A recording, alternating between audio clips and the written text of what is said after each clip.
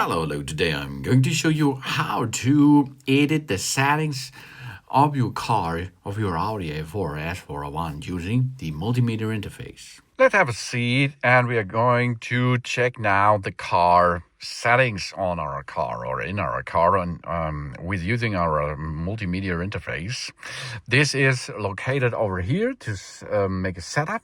And it's, of course, you can see it in the front of you in the cockpit. To navigate in this system, ignition should be on. You can use this device here. This is a joystick. You can go up and down. You can agree or go to the settings by pushing it down. You can go left, right, up and down with that button too. Left button, right button available.